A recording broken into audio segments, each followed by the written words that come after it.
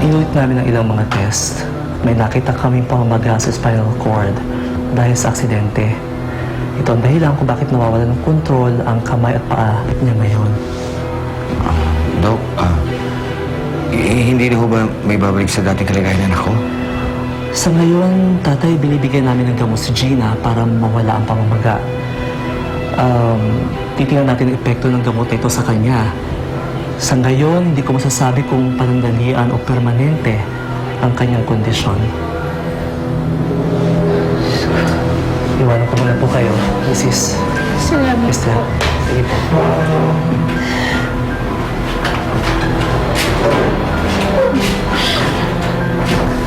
Kayo.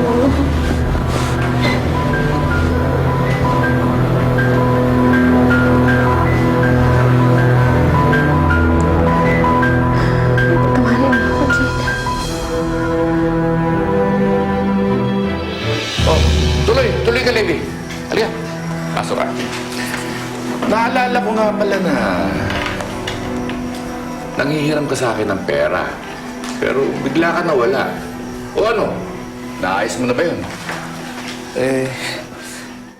Hindi pa nga ako mayor eh, kaya nga ako kinapalan ko yung mukha ko na lumapit sa inyo ulit. Kailangan ko yung tulong ninyo, Mayor. Alam ko ho, malaking halaga yung hinihingi ko, pero hindi ko naman ho kayo tatakbuhan eh. Alam ko, Levi. Alam mo, hindi naman problema sa akin yung pahiramin ka ng pera eh.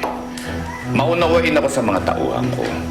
Kaya lang, siyempre, gusto ko lang maramdaman na tapat sila sa akin. Huwag ho kayong mag-alala, Mayor. Magiging tapat ho ako pagsisilbihan kong tapat yung buong pamilya ninyo. Pero alam mo, hindi ganun kadali yun, Levi. Sabi mo nga, malaking halaga yung hinihiram mo. Nagpagawa ako kay attorney ng kontrata. Madali lang yan eh. Pahihiram ko sa iyo yung pera, pero kailangan pumirma ka dun sa kontratang yan. At sinasabi dyan na bilang kabayaran, maninilbihan ka sa pamilya ko na sa loob na 10 taon. 10 taon ho.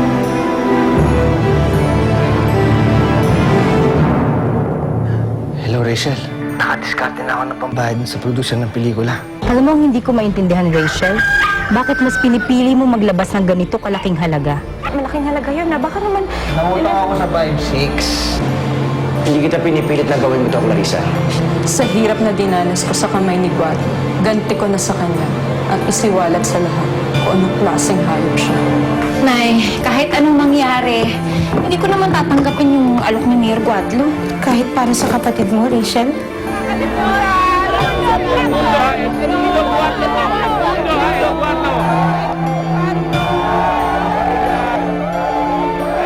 Edmundo! Edmundo! Nakita to! Edmundo! Edmundo! Edmundo!